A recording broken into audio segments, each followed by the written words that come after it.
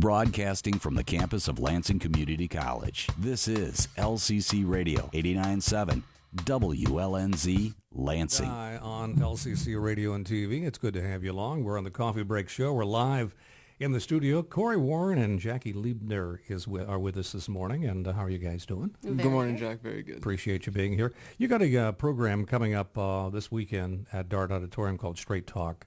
And before we get into it, I'd like to talk to you about your story and a little bit about the program. First of all, tell us your story and why you put these on. Well, Jack, growing up, it was a challenge for me to trying to find different groups to fit in with, as I think many teens are at this point. Mm-hmm. I was constantly looking for acceptance, and I think all humans need a part of feeling a part of something. The quickest and easiest way I found was to hang out with a group of people who were into smoking weed and using drugs. So I fell right into that group and ran along with that. That took me down many challenging roads and eventually led me into heroin. And through the course of about a decade, I went from smoking weed to prescription pills to heroin use and then alcoholism. I found myself homeless numerous times, incarcerated for couple years on end, and you were in high school at the time? I was in high school. Yeah. I was 17 years old when I went to the first rehab. I pulled out of high school by my mom and sent down to Detroit, where I attended. I was there for about 4 months in rehab. Mm-hmm. Jackie, this must have been a struggle for you. Jackie is Corey's mom. Tell us about this time in your life. It's sometimes hard to even go back into. It's a time that, as any parent, you think you know you're doing the best for your child. And what ended up happening is I ended up trying to rescue him constantly. I was always a very strong female, always had to make things, happen on my own. And Great. What I ended up doing was pretty much always taking care of things that Corey should have had natural consequences for. And it was harrowing. There are moments that I just can't even describe, and I think one of the hardest was walking into the bathroom with him shooting up. Just gut-wrenching experiences that what we want is for people to understand what took us there, and more importantly, we were both able to find our own challenges, our own dysfunctions. I was a huge enabler and codependent, learning what that meant over the 10 years of real chaos that we went through, and maybe our word and what we have to bring to the world can help someone else. What was the turning point? The turning point for me, I was sitting in rehab in Brighton, and at that point, I thought to myself, sitting on the edge of my bed, I said, you know what, who is Corey Warren? I took kind of a life analysis of the past 10 years and said, you know what, I've lost that person. There was once a kid in there who loved music. There was once a kid in there that loved to snowboard, and I lost that person along the way in the course of all the drug and alcohol use. And I made a point and I made a mission to myself that when I left, I would find that kid again.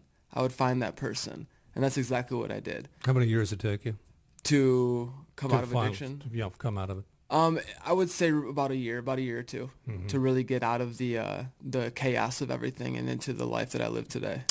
Now you have a company, and you travel around. There's various talks that you give, and this one is called Straight Talk. And it's quite an interesting brochure. I went through it, and there's some statistics in there and so forth about young people and drugs, and that they've done some studies on. Tell us a little bit about what you're going to do on stage at Dart Auditorium this weekend. Well, Jack, Straight Talk is a way for the audience, in this case, Lansing community, to take a look into the decade of struggle that we went through. Not only what took us into the addiction and in the chaos, but what kept us there, and then also the tools that we've used to get out of there, and to embark on this journey that we are now.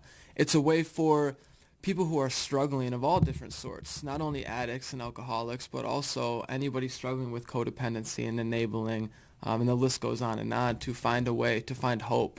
And more importantly, it's a way for the person living with the addict or living with the alcoholic to find strength and to find tools. Now, you have other programs that you do around the country as well. You travel quite a bit, do you?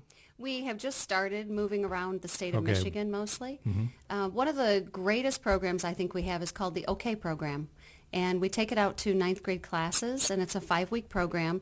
And we start by giving our presentation so they hear not only the addict side, but the loved one side, the person. It's not always a parent, but anybody that's connected with that addict.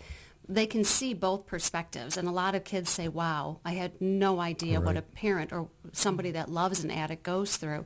And then we take them down learning about responsibility, learning about compassion and our judgments and what we do there, learning about emotions and feelings and why they're okay. Then ultimately we conclude the 5 weeks and we take them into learning about their dreams and hopes. And that day in particular is just exhilarating for us because these kids are like, well, I don't have any dreams. But then you go further into them and they realize, actually, I do. But people have told them their dreams aren't attainable. And we are there to say, you are perfect the way you are.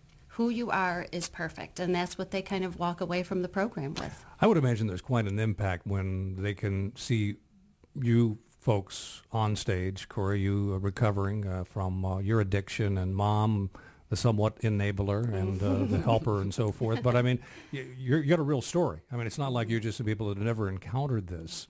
So this has got to be quite an impact. Who do you think is the audience? Who should go see this? Personally, I think anybody that would sit in this audience would benefit. And what I mean by that is almost everybody knows somebody that has struggled with addiction. It's really rare to meet somebody that says, I've never known anybody to have a drinking problem or abuse drugs. More importantly, principals, it's great because we have principals calling us and getting us into not only the OK program, but we can help them get the community involved, get the PTOs or PTAs involved, and bringing Straight Talk right to their schools. We have hopefully some of Corey's past judges and probation officers that may be attending. You know, great for them to see how did people come through this and how did they survive it. Yeah. When you're in the midst of the worst of it, you're probably thinking, will it ever come to an end? But it does if you handle it right. Right. So it's called Straight Talk, coming up Saturday, Dart Auditorium. Are tickets on sale right now? How would you get those? Tickets are on sale online, although I believe that they're ending tonight. The best way to get tickets now is going to be at the door. Okay. We will have tickets available at the door, and there's plenty of them. Okay, doors open at 6. Doors open at 6. Okay, it's called Straight Talk, Saturday, this Saturday, coming up at Dart Auditorium. Corey Warren and Jack Liebner with us today. Thanks a lot for coming. Appreciate it very much. Thanks, Jack. Appreciate it. Good story. This is LCC Radio and TV, and we're going to be right back. Some people call me the space cowboy, yeah.